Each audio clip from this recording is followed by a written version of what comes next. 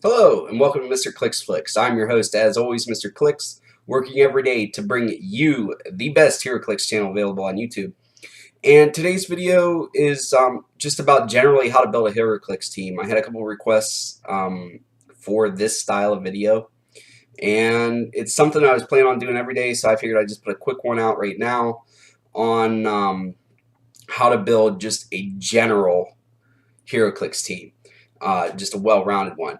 And then depending on what kind of response this video gets, I'll do some other videos on how to build like the general HeroClix archetypes of builds where, like TK Yo-Yo, Lamp, uh, can't think of another one, Turtle, Alpha Strike.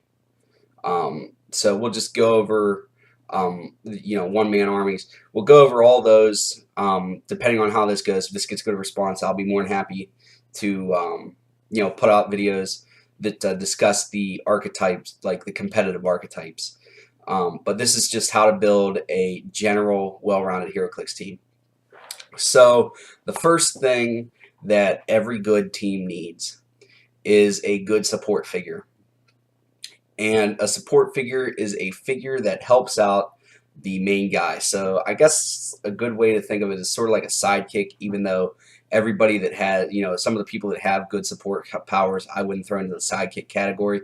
But if you're trying to get a good way of thinking about it in your head, sidekick, I guess, would be the best way because, they might do a couple little things to help you out, like as far as attacking, but their main role is to help your main one or two figures get the job done.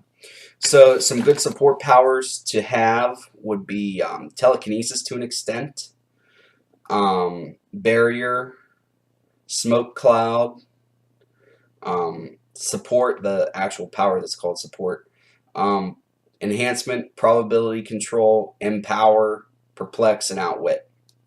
And then that's about it.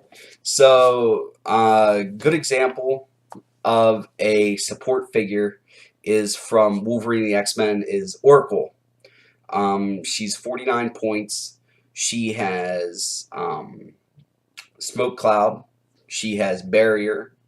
She has probability control. And she's a flyer, so she sort of fills two roles at once. But we'll discuss what that other role is that she fills here in a second. But smoke cloud,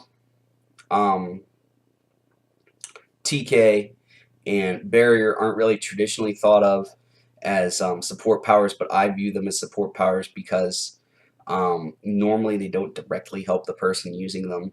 They help somebody that person's doing. Like it redirects line of fire if you're using barrier or smoke cloud. It can modify attacks by -1, especially now with the new rule for smoke cloud. It can limit mobility, and then telekinesis helps somebody else on your team be more mobile. So I view any power that helps a different character on your team as a support power. So some of the best support powers in the game of HeroClix, my three personal favorites are probability control, perplex, and outwit. To me, they're the three most powerful support powers in the game. Outwit took a little bit of a hit because of the Infinity Gauntlet, but what is it? Next summer, Infinity Gauntlet should be gone, so it should have a little bit more sway at that point. And another good support figure to have would be Chaos War Fast Forces Scarlet Witch, especially her 50-point dial. Now, I know she's a little expensive. That's why I talked about Oracle first. But she has Perplex, Probability Control, and Barrier, which are three really good support powers. Another good support figure would be the Galactic Guardians Gravity Feed, Doctor Strange. He has, I think on his dial, he has pretty much every main support power you would want. He might not have Outwit, but he definitely has Perplex. He definitely has support. I think he has oh, what is it? Enhancement maybe. So he's a really good figure, and he's 75 points, and he's a lot easier to get than Chaos Wars, Scarlet Witch. And another good one is Enchantress from DC 10th Anniversary. And two of my favorite figures for the actual power that's called support are Alfred from the Batman main set, because he has Perplex and support, so you can fall back and heal, and he can also help you bump your stats. And my favorite one is Donald Blake from Chaos Wars. I ran him so much whenever Chaos Wars first came out. People were so tired of seeing me run him, just because he has an 11 attack, most of his dial, 11 or 10, and he has support, I think, all but like maybe his last click or his last 2 clicks. So he's really pushable. You know, you can heal somebody this turn, next turn heal somebody else, or heal that same person again if you didn't get a good support roll. And then if that wasn't good enough, then you can alter ego him into one of, like, what is it, 4, maybe 5 different versions of Thor you can change him into to suit whatever role is like a secondary attacker. So that's a really good figure. So support figures are key. They tend not to be that expensive as far as how much they cost in your build totals. But definitely very important to have a support figure. The next thing we're going to talk about is your taxi / transporter. And this is the other role that I was talking about that Oracle from Wolverine and the X-Men would fill, because it's anybody with the wing symbol or a regular symbol with like a circle around it. Here, I'll try to show you on this thing. Let's see how it goes here. Alright, so you see how like all the symbols have like the same symbol but with a circle around it? That signifies that they're a transporter, and that means that they can carry another figure. And that's really important to help keep your team mobile. Anybody that can carry is a good taxi with either the carry ability or the wing symbol. TK figures are another good one that can sort of fill that transporter / taxi figure, or taxi role, because you know, they help your team stay mobile. One of the best figures right now, in my opinion, for straight taxiing is 30-point Loki from Fear Itself, and he has the boot transporter symbol. He has phasing teleport. He has some support powers also. So he sort of fills a dual role, sort of like Oracle, where it's like, okay, he can transport my team, but then he can also help support. And he also works as a harasser / tie-up figure, and we'll talk about that next. That'll be the next type of figure we talk about.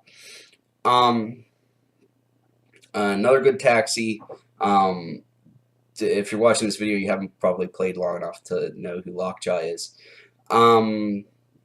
is Dinosaur from what is it, Chaos Wars. She's only 27 points. She's a flyer. She doesn't really help you outside of that, but anybody with the flight ability can fill that transporter role. Monkey King's a good one from Fear Itself. 45 points, transporter / tie-up figure. So that's all there is on the transporters. It's just somebody to keep your team mobile, whether it's that they actually carry the figures or they telekinesis the figures out.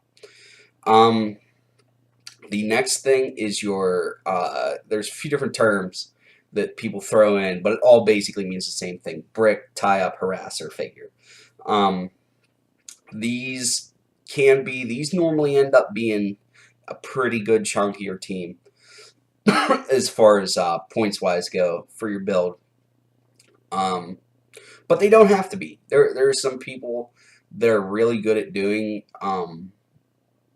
you know, the tie-up harasser role at pretty much right around 60 to 50 points.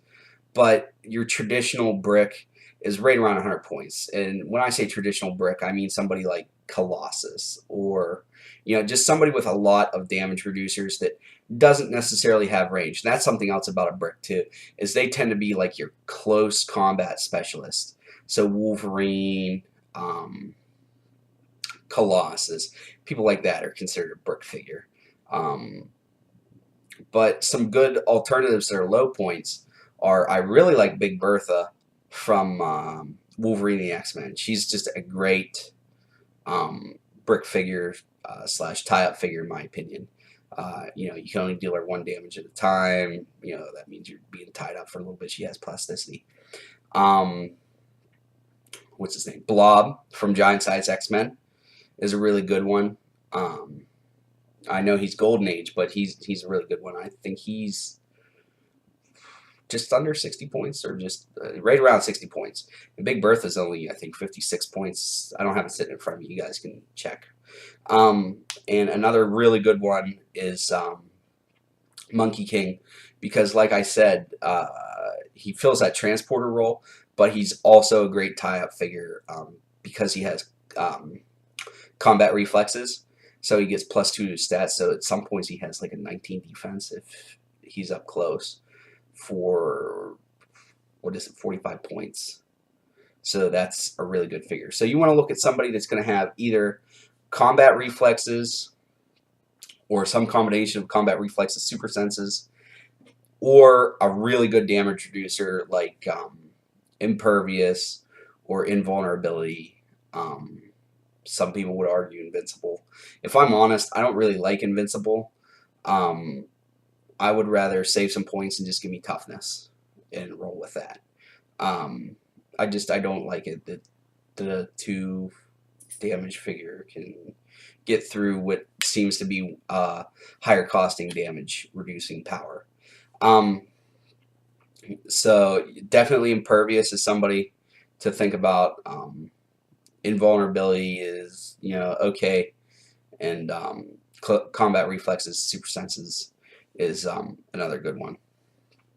Already gave you guys examples of those types of figures, and then the last type of figure is your range figure, and you always want to have a range figure. And to me, a good range figure would be at least 5 or 6 range. It used to be I liked to see 8, but it seems like now they're really trying to shorten up the range that a lot of figures have. So 5 or 6 should put you about at what I would call an average range to have it be acceptable. And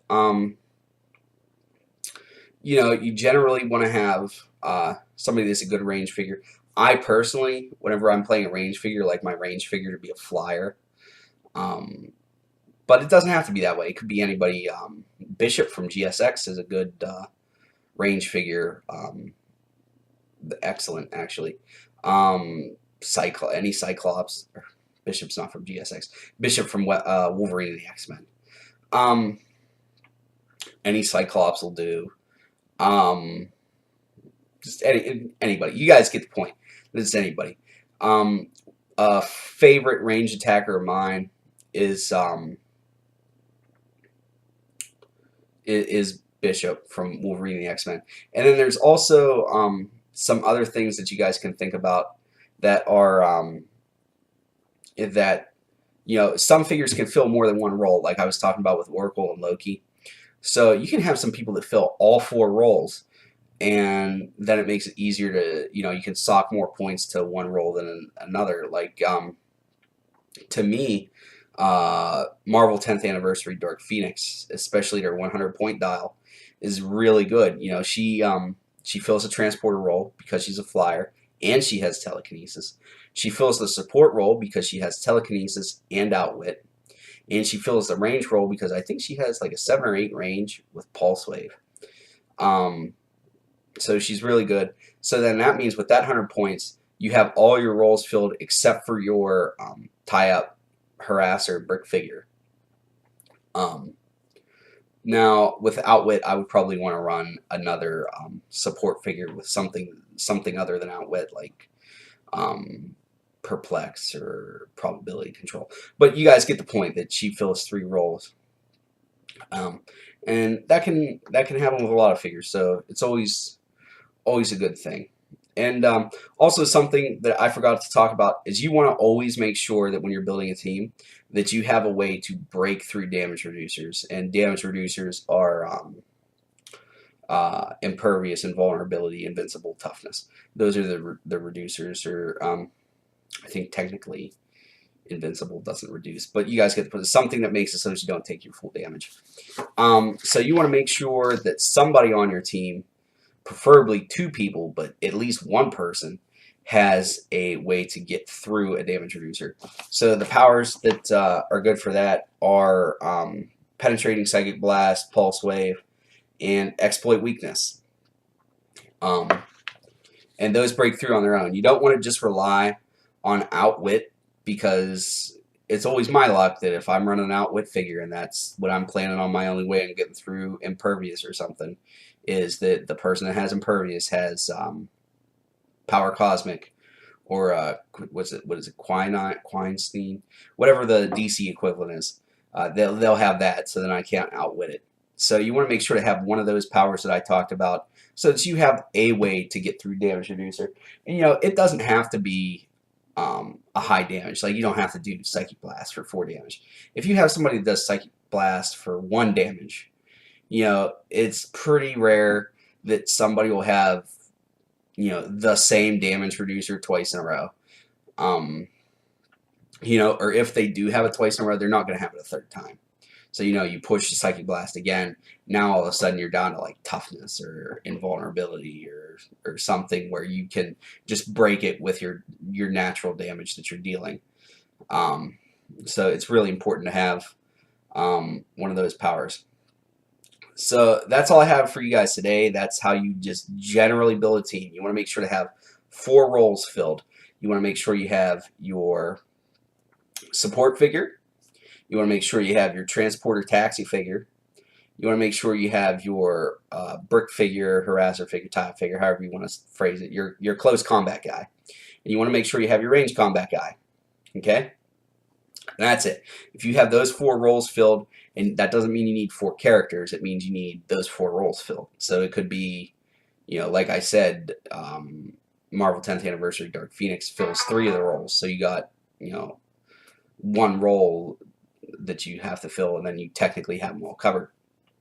So that's all I have for you guys today. Please make sure to like, comment, and subscribe so that you can be one of the first to view my Heroclix videos as they become available.